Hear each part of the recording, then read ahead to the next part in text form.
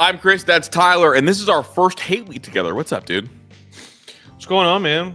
My heart is full of hate. It is. You got the full Buckeye attire on today. Obviously, no block M, even though that just people that don't know ball kept calling it a block M. That's Mount Union. I'm a Purple Raider as well. Yeah, Purple Raider as well. I only like winning college football programs. I don't do losing. Mm-hmm. And also, period. Of everyone on this, well, you like the Browns, but of anyone on this, we don't need to talk about that. Everyone on this channel, you hate Michigan the most. Yeah. Like, I was born in this. I was like, so I've been following, out of all four of us, I've been following Ohio State the longest as far as just like being a fan. Mm-hmm. My first core memory is the 2002 season. Like, I remember Holy Buckeye. I remember that Michigan game with Maurice Clarett. I remember all of those games. It was, Kris, when I tell you that this era of Buckeye Nation would never have been able to handle the 2002 season. Never. They would never have been able to handle it. Well, it's because they got introduced to real offense, and they went through some bad stings and everything, so things changed. And also, like, social media has kind of injected itself into this rivalry. Obviously, you and I talked about it. Also, that came out yesterday. I mean, every game came down to the wire. Mm-hmm. There was no blowouts.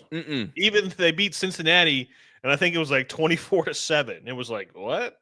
Yeah, I mean, you're dancing with the sun every week, every week. But the problem was the defense was so elite that, like, you never felt like they were going to lose, except for a few occasions.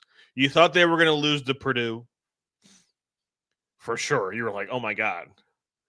And then you thought they were going to lose to Miami, which they almost did. There was a couple games. There was a couple games we thought they were going to lose. For sure. In 2002, I think that everyone had such an individualized experience. I think you might have felt that way, but I think a lot of Buckeye fans thought that we were going to lose some of those games. Because when you hear the documentaries on it, not everybody was so sure. And it was such an individualized experience watching football back then because there wasn't any social media. You called your dad, you called your friend, and that was it. Social media changed how we watch sports. It synced up the heartbeat. Yeah. Mike Doss wasn't going to let us lose. I refuse to believe it. Mike Doss was never going to let us lose, and Maurice Clarett was never going to let us lose. And while you refuse to believe it, I'm telling you, it was so individualized back then. But the point is I've been following, like, all the rewatches. I'm like watching the old games because then I have vivid memories of those, like, too vivid. Yeah, Tyler's old, so I dropped a segment yesterday. First, wait, time out. Let's be very clear. There was a comment from a subscriber saying that they thought I was older than 33. I'm 33 years old. I'm not 43. I'm not that old. Mm-hmm. Kris just thinks I'm old. Well, you are old, and so I included you in. I did a quick piece, included you in a video about the worst voice in all the rivalry, which I think we both agree that he's the worst voice, right? The worst. And go watch that video. But at the end of it, I stuck a Tyler segment in there, and I went and found the oldest geriatric music I could find and played that on the during his rant, just because I love Tyler. But Tyler, nerve levels heading into this game I guess we're recording Monday. It comes out Tuesday. Nerves on a Tuesday. How you feeling? High. Nervous. Mm-hmm. Without giving away too much, and I don't know which, obviously everybody's going to know which way I'm going to lean. I think Ohio State either covers or they lose in a close one. I don't think that Michigan covers and Ohio State wins. Okay. I think Ryan Day either exercises the demons in a BTA fashion, or the demons get darker and darker and darker. Can I ask you a question? Sure. Do you want Ryan Day to take the sticks back? Because my maybe unpopular belief is I want Ryan to take play calling back for this game. Man, that's a hard question. It is. Because I said on the reaction show that I want them to prepare this week like this is a bigger game, because it is. But when it comes to the game day itself, he needs to just look at this like it is another day. It's another game. what they eat, when they wake up, the things they do during the game. It all needs to be, because what they do on game day, it works. Nobody can say that it doesn't work. It has always worked except for this game. So it's like, if Brian Hartline has been exclusively calling the plays by himself for the majority of this season, then that's the way it should stay, because I want to be consistent in that. And I think it's an unpopular take I have. I think the only way Ryan Day exercises all his demons is if he's the reason. And I hired you as my head coach, Ryan Day, because I want the offensive, brilliant master classes. I don't need them all year. I think it takes you away from the fabric of the program to do it all year. But I think you need to be the reason, and I think that's how you exercise all the demons, because I don't want him looking back and feeling like, okay, yeah, I beat them, but I had to have a first-time play caller call the plays to do it. So for me, I know it's unpopular. Take the sticks back, big dog, and go do it. If you think it's going to help him exercise those demons, fine. But here's the thing. Remember this, Kris. What was your biggest complaint of Ryan Day over the course of his tenure? It's about not giving up play calling duties. It was about, he was a be right guy, not a get it right guy. He's always been a be right guy, not get it right. But I think now it seems like he's been getting it right. I think these might fall in line as the same thing, though. I don't want you calling plays over the course of the season. But I think, here we go. Here's what Ryan Day did. Ryan Day promised us 100, right? And they were going to do 100 in 2020. He told us 100. We didn't get it for whatever reason. We know the reason we didn't get it. I think for the personal growth of Ryan Day, I think the reason Ryan Day lost play calling duties anyway, like had to give them up, was because he couldn't get over this Michigan thing. I think if he gets over it, the offensive room as a whole gets uplifted. Because here we go. Do you want Ryan Day on the sticks in the postseason, being hyper aggressive? Do we know there's a masterful play caller in there for big games? Yeah. Why? So, Ryan, I want you to go do it against Michigan and show me that you can go get that monster inside you and bring him out at will. That's what I want. And I think for this game in particular, it would benefit everybody greatly. It would benefit himself greatly if he looked in the mirror and at the end of it, he was the reason they got it done. I think that's it. Because here we go, Tyler. If Hartline wins the game, do you think that exercises all of Ryan Day's demons? I mean, knowing how egomaniacal he can be, then probably not. Because he's a guy that is a very prideful individual. And you're reading the book. Crazy competitive, isn't he? Yeah. He was a real psycho. Tyler, if you were in the starting five rotation and they skipped your start and you won a World Series, would you feel away? That's a hard question for me to answer. You would feel it's not hard for you to answer. You would absolutely feel away. Would you feel like, all right, cool, we won the World Series, but in your mind, it's like last time I started in a World Series, I got shelled, and now I can't even pitch in one. That would not exercise your demons. That's a really hard question to answer. It's not hard for you to answer. You just don't want to answer it because it runs counter narrative to what we think is the right thing. Well, this ties into the question that I wanted to ask you. Do you feel like the Natty has changed Ryan enough that he can overcome whatever this game has made him to be? I think you can only avoid the mental block until you have to face it head on. And that's what this is. It's a mental block. He's a great play caller. He could be a great play caller. He's got to fight this demon. So I think watching his, and here we go. I think watching his team in the national title, like in that run and kind of them being unleashed, I think that has done something. But at the same time, it does feel like at times maybe they go hyper conservative and we got to analyze whose mouth is moving into the microphone. But Ryan, and this is why I've kind of turned into, I think Ryan Day should take the sticks back. I've gone there because of the quote he had a couple weeks ago. Remember the quote? Yeah, we've played it slow right now, but when it's time to press the gas, we can. No, he said, didn't say we can. He said we will. Then do it. Do it for me. Chris Drew is telling Ryan Day, don't talk about it, be about it. Be about it. And look, you've been a be right guy the whole time. Be a be right guy this time and get it right. Be right. Yeah, I mean, I personally believe that Ryan Day, when he has the sticks in his hands, at his very best, there is nobody better than him. Especially with what Sark has put out there this year. Ryan Day, at his very best, there's nobody better at calling plays than him when he's at his very best.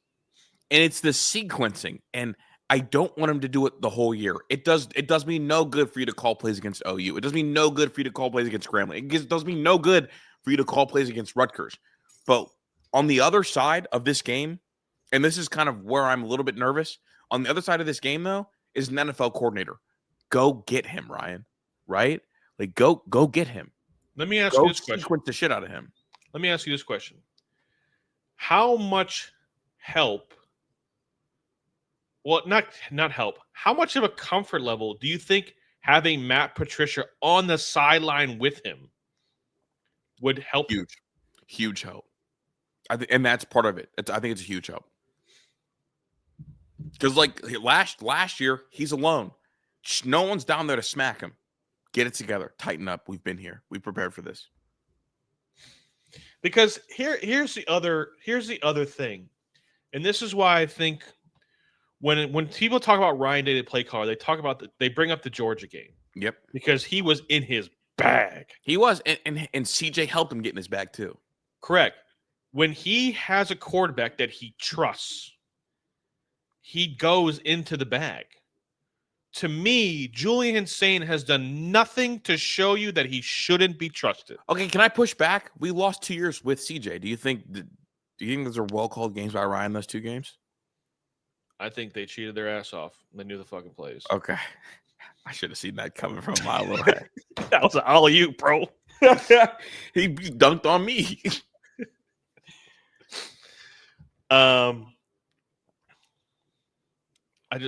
Man. I mean, I want to see. Here's the thing. You know what people want for this game? They want cocaine and Ryan Day, right? That's the saying. They want the cocaine version of Ryan Day. I think you only get that version if he calls plays. So and again, I'm acknowledging this may be a very unpopular opinion. I want him calling plays. I'm just trying to win the game. So if me too. If he gives us the best chance to win the game, call the plays. But think about the weight. If he wakes up, Chris, if he wakes up on Saturday morning and he wakes up and says, I believe that I'm the best person to call the plays, then he should call the plays. And he needs to believe that to the deepest part of his body. And if he doesn't, then he shouldn't. I know how competitive he is, man. I just want it. That's what I want. I want that version of Ryan Day. It is funny. I've been saying this on a couple shows. This is kind of Freaky Friday. Well, I don't want to preview the game, but it's Freaky Friday. You know what and this is what I mean by that. Andrew Marsh is definitely their best healthy player on offense. Yep. Bo Jackson is likely our best healthy player on offense. I do think Carnell and Jeremiah are playing. Got a tip earlier that they're playing. It's good to go. But if they are nicked up the way the Michigan running backs are nicked up, it's funny because like we're a passing team, but we got a true freshman running back that's going to be really important here. They are a running team. They got a true freshman receiver that's going to be really important here. I want people to look back and think about this game like, oh, that's why recruiting matters. Because this game could very well come down on what true freshman plays better. That's a wild thing to think about. I think offensively, I think Max Clare is going to be very, very, very important in this game. 1,000%. Especially early. 1,000% agree. Because I think Wink is going to roll coverage to Jeremiah. Mm-hmm. He's going to want to see how healthy Carnell really is. Jam him, press him, hit him. Max Clare getting off last week like he did is a big deal. Because, like, you can't cover everybody. You just can't. Like, they can't cover everybody. Mm-hmm. And I looked this up today. So it is true. In the last 12 games, the team that leads the game in rushing has won the game. That is a true statement. I hate that. Listen, hold on. Let me get there. But they don't take into account that in a lot of the Ohio State games that they won, they ran the ball at the end of the game when the game was in hand and they were running out the clock. Because it was a blowout. Right. Throw the ball to get the lead. It's a product of correct, and not a causation. And I think that's what players challenge Ryan Day on. Throw the ball. They cannot cover you. Your advantage is with the best. So I saw a Michigan tweet today. It said, there are a lot of Ohio State fans complaining about, Jeremiah being out, but our best player has been out for weeks. With all due respect to Justice Hayes, who is a really, really good running back, like probably maybe the second or third best running back in the country. He's not the best player in college football. Mm-hmm. Period. Point blank. Good player, not an irreplaceable player, not a generational player. I mean, he's being replaced on his own team. Mm-hmm. What are we talking about? Right? So Jeremiah is the guy. Like, find ways to give him the ball. Those 7-yard quick outs, those are handoffs, man. Yeah, and make somebody tackle in space. And he's a big dude. And we saw it was like Oregon didn't want to tackle him. And it's just like, to me, if you obviously don't, like, Michigan's defense is good. Running the ball is going to be difficult for Ohio State. I'm not going to sit here and say that they're going to run the ball down Michigan's throat, because they're not. Mm-hmm. But a 7-yard hitch, a 7-yard quick out is a handoff. It's the easiest. It's free yards if you have it. If you're accurate and have a snappy enough arm. Yeah, and Julian does. Bingo. So use that. Play to that. Mm-hmm. So I'm very excited. We're going to talk about it a lot, man. This will be your first time covering it, right? Because we started even practicing after the Michigan Ohio State game, didn't we? No, we did a practice episode after they lost. Was that our first one? I don't know if it was the first one, but something like that. Well, this will be our first time with how far we've come. Yeah. Do you want to change gears? The Browns, man. Shedeur made his debut. Got a lot of people mad after the post-game comments, but I want to get your thoughts on the game, then we can unpack. I don't think the Browns could have lost that game if they tried to. I think the Raiders are the worst team in the NFL. I think they're terrible, man. Mm-hmm.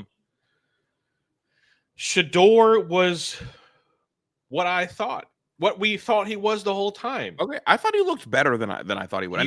He's a project. He is a project. Yeah. The pick he threw was the most prototypical rookie pick you ever did see. Mm-hmm. Where the defensive end drops in coverage, they don't see it, and they throw it right to him.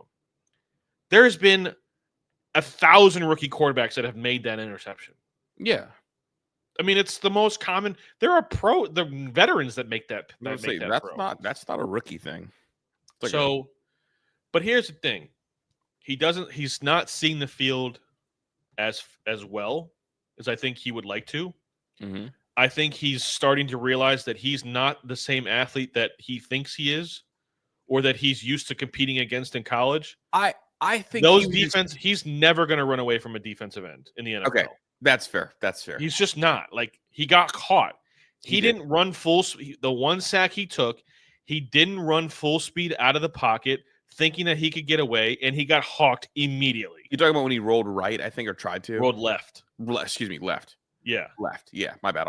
And got caught from behind against, like, a very middle-of-the-road defensive end in the NFL. It wasn't Max Crosby. It wasn't him. He said he got caught by a regular? Yes.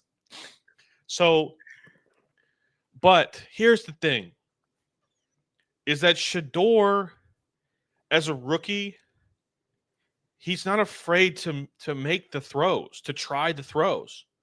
Mm-hmm. The couple of throws, it was like 3rd and long, and like he was like, screw it. Like, and he like took a deep shot.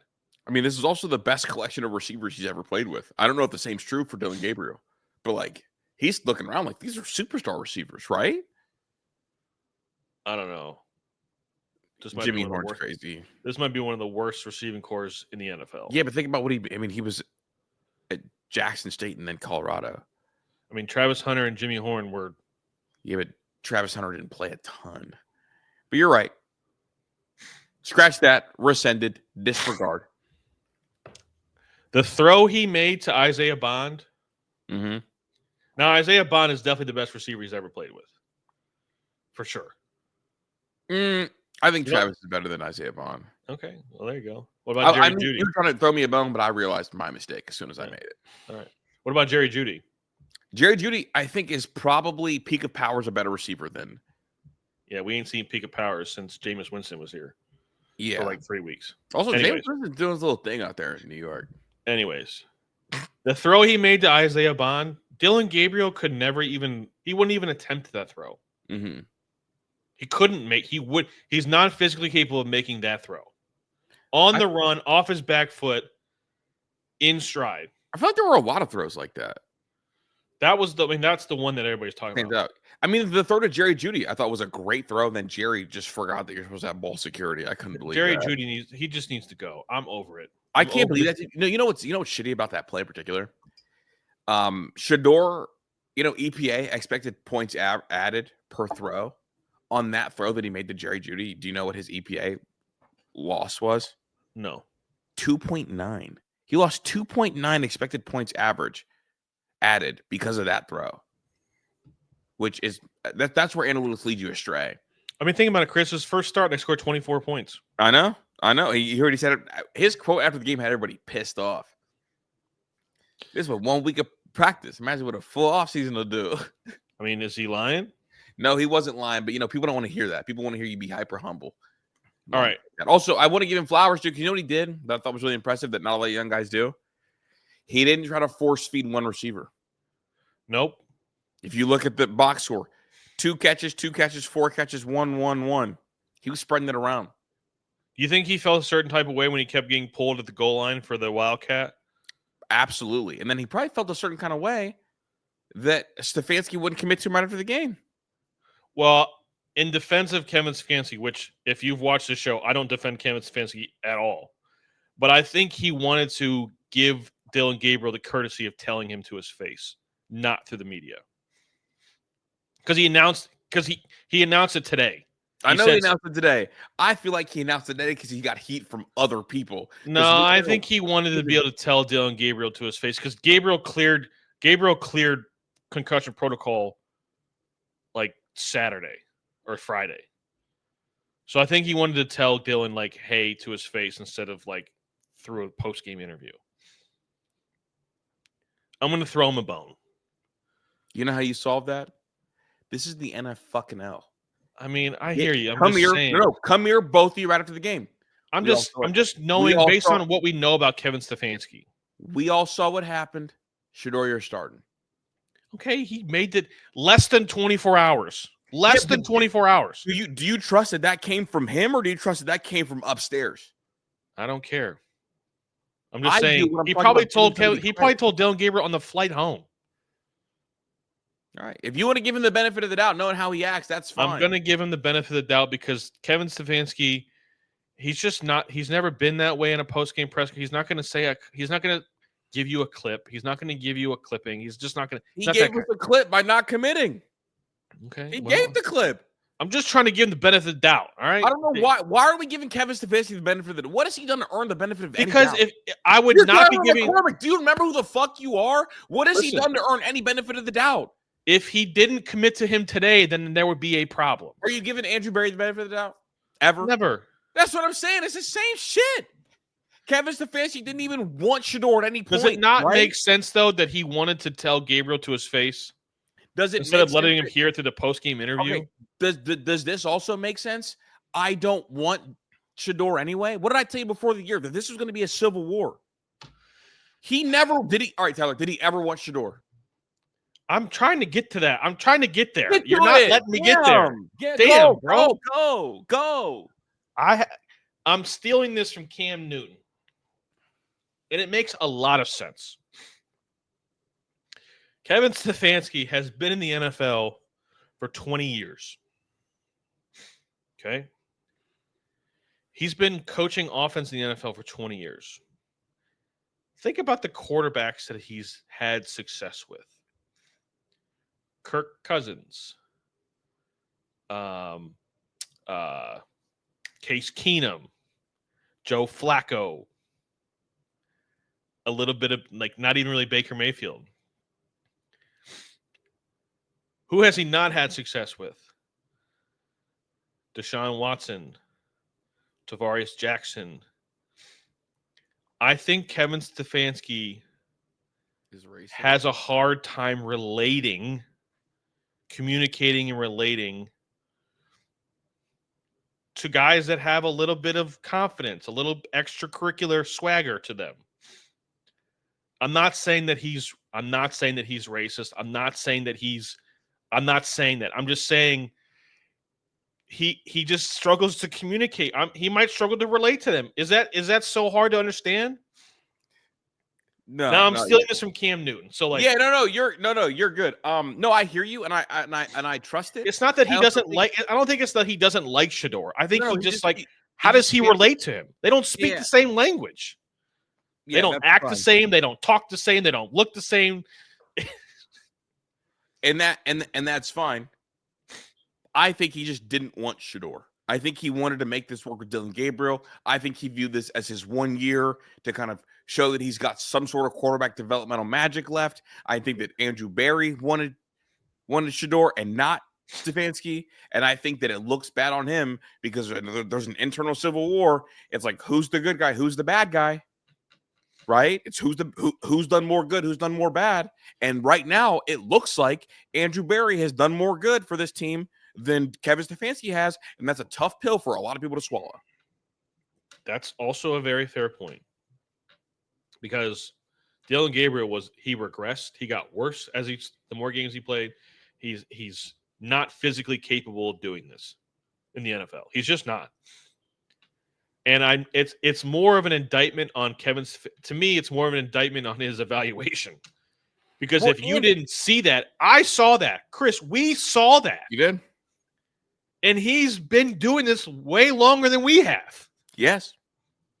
But the fact that he's not wrapping his arms around the guy that could save his job or wouldn't do it right away. I don't think it's saving his job. No. There is one singular player that could make people that could extend his job. One singular player's success could save his job. And that's Shedeur Sanders. Because we hired you to be a quarterback developer. You're not that at all. And you got one shot. And look, you said it earlier, the most talented guy in the room. Why wouldn't you try to unlock him? And also, and it's funny because in closeness to Joe Flacco's skill set, who's got the closest skill set to Joe Flacco in that room? It's still Shedeur. Let me ask you this question, Kris. Is Shedeur good enough to not draft a quarterback in the next draft? I think absolutely the fuck not. So I'm gonna keep it a bean, a stack, 100. 97 plus 3, 92 plus 8. No, he's not. Here's the thing. Dante Moore is a better football player than him right now. Okay, so that leads me to my next question. Is Mendoza, Simpson, or Dante Moore worth trading draft capital for? Because here's the deal. This tank is not going to lend them a top 3 draft pick. No. Because they are the best of the worst teams in the NFL. Mm-hmm. Because they had the best defense in the NFL. Like the Raiders had zero chance to win that game because of the defense they just had no chance. The defensive line wrecked the whole game for them. No chance. And the Titans have no chance to beat the Browns. None. They're not going to score. We need to score 16 points and we beat the Titans. You might shut them out. That's what I'm saying. So they're not going to have a top 3 draft pick. So if you want one of those quarterbacks, Are they worth trading draft capital for? I always err on the side of yes. Okay, which one of them is worth it? Or are there multiple? Are they all worth it? I think they're all worth it. I don't think Ty Simpson is worth it.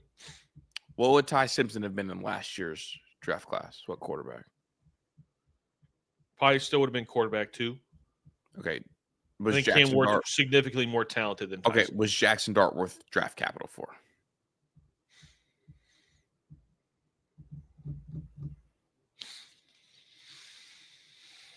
Yeah, probably. Okay, and the Giants traded draft capital to go get Jackson. Yeah, Dart. you're right. You're right. I would give up draft capital for him. I just don't. It just depends. Like, is Dante Moore worth 2 firsts? Yes. Am I swapping 2 firsts for 1 first for Dante Moore? Yes. Am I swapping 2 firsts for Mendoza? Probably. And I guess my angle's a little bit different. I think all 3 of them are franchise quarterback caliber. So I think you trade up for the one that falls. And I'm okay with that. The same way the Giants were interested. But if you love Dante Moore, and the Tennessee Titans have the first pick, why not just give them your pick and the Jacksonville pick and go get Dante Moore? Well, I guess it depends on the gap that you have, right? Then you're evaluating the gap. They need talent. I know. So I'm saying like if I have agape love for Mendoza and I've got a lot of love for Dante Moore, I'll just get whoever falls. But what if you think Dante Moore is the best by far of the 3? Then you just see how big of a gap it is, right? What if they think there's a huge gap? You got to go get him. Either you have to go get him. You have to get him if you have a coach in place that you trust to develop quarterbacks.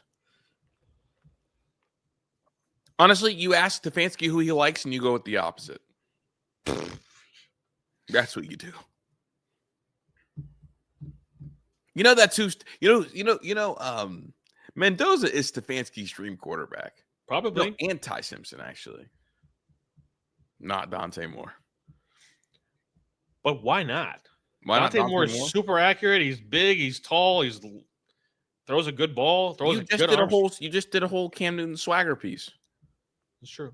And also, is Dante Moore like that? I don't really know Dante Moore like that personally. Detroit runaround guy, a little bit.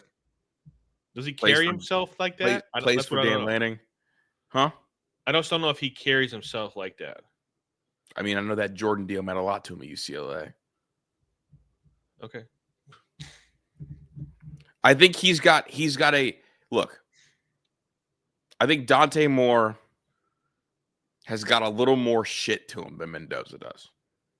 I don't know how he carries himself. I know he's got a little more shit to him. Mendoza's definitely a football nerd. Did you see the way he was talking to Urban Meyer on the Dude, I am like Urban Meyer was fully aroused. I can't believe it's taken this long for people to acknowledge. Maybe we haven't talked about it, but a Mendoza interview is one that I will never miss. It's always been that. It's been that way for like a while now. He's awesome on a microphone. He's a sponge, dude. Hey, if I'm okay with them going to, if they need to trade up, if they need to trade up and they do it, you're not going to hear complaints from me. You're not. I think all 3 of those quarterbacks have. Honestly, my 1 through 3 is Mendoza, Moore, Ty, and I got a pretty big gap between Moore and Ty. Well, looks like you got to trade up to get to the second pick. Ty worries me. Ty feels like a long time. I'm just okay. Well, you said he was Kirk Cousins. Yeah, who was a long time C+ quarterback. He was better than a C+ quarterback. He was the empty calories quarterback. Kris, do you know what the Cleveland Browns organization would do for 4,000 yards and 27 touchdowns? I'm an Eli Manning fan. Yeah, no, I know. What? Kris. I know. Kris, they would do tricks for it. Yeah, but you always say your ultimate goal is what? I know what my ultimate goal is. I'm just letting you know what the fan base. Did you ever feel like a Kirk Cousins led team won a Super Bowl? No, I didn't feel that way. I like Kirk. He was great for fantasy, but I need you to contextualize what Myles Garrett is doing because I don't think I can do it rationally. I don't think I can do it I don't think I can say it without sounding like a complete homer. it is Because I think he's gonna destroy the sack record. Destroy it. it looks like prime Shaq. It's not the prettiest. It's not the most skillful, but he's throwing people out of clubs at a clip. And every time he's up to the line of scrimmage, you feel like, oh, that's a bucket. Oh, where's Myles Garrett? Like that game was 55-10 from in the paint. I'm dunking everything. That game was I'm punching on you and shoving you to the ground. It looks like prime Shaq. Is it the most elegant? No. Is it the most artful? No. Do you look and think, wow, what an unbelievable display of skill? No. You look at it like, oh my God, he's bigger, faster, stronger than all of us, and there's nothing we can do about it. And that's an uncomfortable feeling, I think. Is he NFL players are freaks because they're so big and they're so fast and they're not normal human beings. Right. They're not even normal athletes. They're just they're freaks. They're yeah, they're when they walk around, they look different. They're like the second freakiest of the athletes. Yeah. Is he the freakiest of them all when it comes to the NFL? Should you be that big and move that fast and also be that jacked and cut up and pause? But you know what I'm saying? Yeah. He looks like a Greek statue. Yeah, he looks like he pisses testosterone. But also his bend around the edge, can somebody that big supposed to do that? I don't think so. No, I mean he's definitely a super. It's funny because the conversation is gonna end up being had like single most dominant defensive player of our era is who? That's gonna be the question. I mean, it's got to be Aaron Donald and Myles. It's Aaron Donald and Myles. And I don't know who it is. But he's gonna break this record. He needs I'm pretty sure he is. He needs 5 sacks and he's got 6 games to do it. Yeah. And there's some bad offenses coming up. I mean, this is who I thought Chase Young was gonna be. Injuries got him though. Yeah, the thing that's the most, I think also his motor, his desire to play football was questioned when he came out. Mm-hmm. And to me, if you still love playing football and you played football for the Browns for 8 years, bro, you love football. but this is unique because he hasn't always. We've seen him run out of gas a lot over the years at the end of games. His conditioning feels different this year. I think he wants the record. I think he wants Defensive Player of the Year. I think he finds TJ Watt discussions very annoying. I believe that. I think Myles Garrett finds TJ Watt discussions to be very annoying. Well, it's if you can't find yourself motivated by Super Bowls, which he cannot, how do you motivate yourself? And you motivate yourself with an adversary. I mean, I think as rational as I can be is I think this season is wrapping him he's ensuring that he's a first ballot Hall of Famer. Yeah, I mean, I thought he was beforehand, but if he wants to stamp it, cement it, put it in stone, go. Yeah, I think this is what it is. It's just make my bust now. It's you can make it now. It's good. It's over. I'll see you in camp. Yeah. So it's cool, man. It's fun to watch. And do I feel bad for him being a part of a really shitty team? No, but I think it's awesome that he's as dominant as he is, and he's gonna go down as the best defensive Brown of all time, and he's gonna be on the Ring of Honor, and he's gonna do all of it.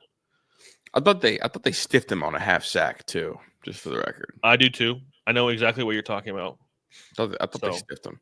Also, I love those uniforms, bro. I can't believe you don't like the white helmet just isn't for me. I don't think. I like it. Yeah, sorry. I like it. Also, Mike Hall, I thought was really dominant, but that Raiders team is The whole defensive line ate. They all ate. Everybody They had eats. 6 sacks in the first half. That shit was nuts. Geno Smith was probably like, I am too old to be getting hit like this. That'll make me hate football. Hell yeah. I'm faking injury after that 6th sack. I'm hurt. What's wrong? All of it. Man, he should just go and be JJ's his cousin's agent. Manager. He should do that. But I'm also invoicing all of my linemen if I get 6 sacks. In the first half? I need 100 bands per sack. I don't think those guys are making 100 bands, dog. Y'all gotta. I don't think those linemen have enough cash to give out 100 bands. What are you doing today, Jimmy? I'm about to play guard for the Raiders. Tough. Okay. Cavs, 18 games in. What have we learned? That they're the same as last year. That's gross. Donovan Mitchell is balling out of control. Mm-hmm. But, like, he's the 5th leading scorer in the NBA. But the whole idea of this is that we didn't want him to have to do that. Averaging 30 points a game. He's cracked out of control right now. At halftime tonight, Evan Mobley had 3 shots. He was 3 for 3 with 3 shots. That's unacceptable, bro. The lack of toughness allegations are going nowhere. I have some stats, Kris. Oh, no. What you got? You ready for this? Mm-hmm. The Cavs are 18th in rebounding, 12th in offensive rebounds, 20th in defensive rebounds. That's way too low. Way too low. For a team that has 2 7-footers. They're number 1 in 3-point field goal attempts per game. They take more 3-pointers than anybody else. Yet they're 21st in field goal percentage. They don't even make the most, and they take the most. Okay? They're also 12th in free throws attempts a game. 27th in free throw percentage. Make your goddamn free throws, man. Please and thank you. Like, I'm not saying, like, it's not as close. What did I used to compare free throws to? That was a little egregious. I don't know. Said something a little egregious, but like I don't remember. But like you need to be at like 75% as a team. Like it's very cut and dry. Like 3 out of 4, you make them. Mm-hmm. Just the way that it is what it is. What it is. They're also 13th in steals. Those numbers. Oh, hold on. I got 3 more. They're 14th in opponents' points per game. 23rd in 3-point field goal percentage per game, which is not a good thing. And they're 10th in opponents' field goal percentage. So, like, they're playing good defense inside the paint because they have 2 7-footers. But those are statistics of a team that is not that tough. That is the issue. 20th in defensive rebounds per game? That's, you like, there are certain statistics in basketball still that I believe, it's kind of like baseball. There are certain core statistics in every sport that still matter. Even in the age of analytics, there are still it's like the constitution of the game. Rebounding is still important in basketball. Yeah, and defensive rebounds in particular, because it means if you're not getting defensive rebounds, it means the team's getting a second chance. Correct. And that's the issue. I mean, it's the equivalent to like dropping a pop-up in fly territory. Like you're asking to give up a hit. Yeah, or like it's like walks. Yeah. It's like walks in baseball. Mm-hmm. And in football, it's like turnovers. Or like penalties. Or penalty. It's like there are certain things that like games have been modernized. All 3 sports have been modernized. But there are still a few core things that have been around forever, and they're never going to change. And that's the pillar. Like defensive rebounding is the pillar. Correct. So it's just like, damn, bro. Like at some point, I'm going to give it till probably like March with Evan Mobley till I like die on a hill because I still think they can grow. But, man, I don't like what I'm seeing. However, Kris, there is a bright side to all of this. The East is trash. They suck. Dude, I had it pulled up over here. You know who's in first place in the East? The Pistons, Mhm. they don't scare me. The Raptors, they don't scare me. The Heat, we did them super dirty last year in the playoffs. We made them. They tapped out. They tapped out. The Miami Heat, the Heat culture tapped out. The Hawks, they don't scare me. The Knicks are in 6th place. The Knicks definitely make me a little nervous. I will say that. I think Toronto should maybe just make you pause a little bit. Yeah, especially considering they're winning by 9 points right now in the fourth quarter. Well, they just have size, right?